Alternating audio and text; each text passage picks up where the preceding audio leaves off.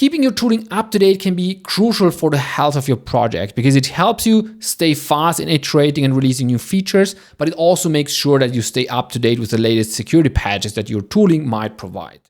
Now, very often, tooling update and tooling maintenance is being deprioritized because clearly it takes away time from actual feature work.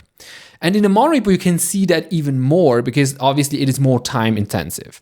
And so for that purpose, we have developed a command that is called nx migrate, which allows you to, first of all, update your package.json files. It updates your configuration files in your project, such as like updating nx.json, ESLint configs, jest configs, vite configs.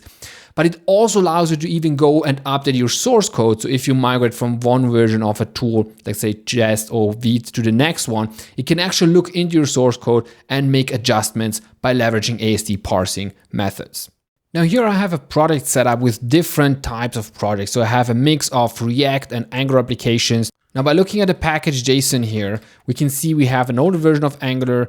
Scrolling further down, we also see we have an older version of NX in here. So we can actually now update this workspace to the latest.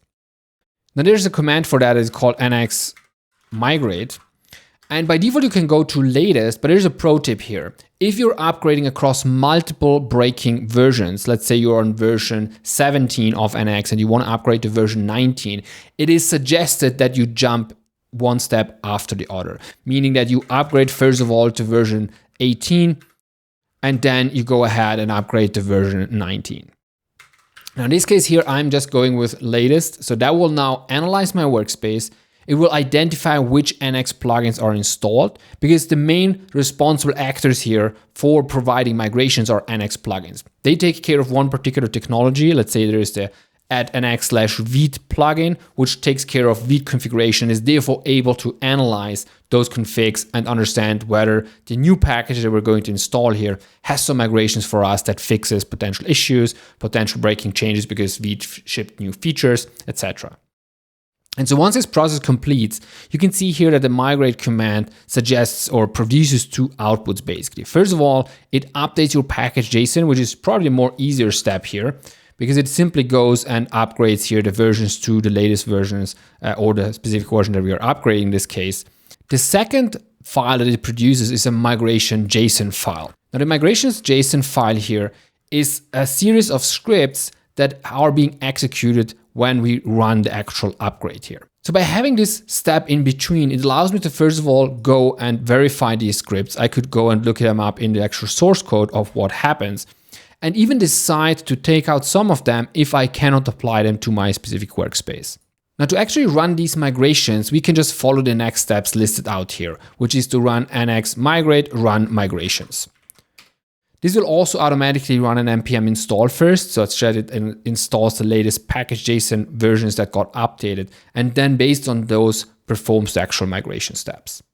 All right, so once the migration is completed, we can look at the various changes. So you can now see here, for instance, an ESLint RC file got updated where the actual rules got improved based on some of the migration that we ran.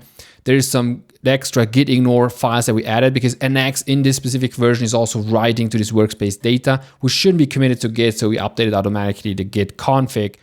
And there's some more changes also to the actual NX JSON file and improvements based on the latest version of NX. So with that, we can now run all of our end-to-end tests to make sure the features are still working as before, and then we can commit the changes and push them to our main branch.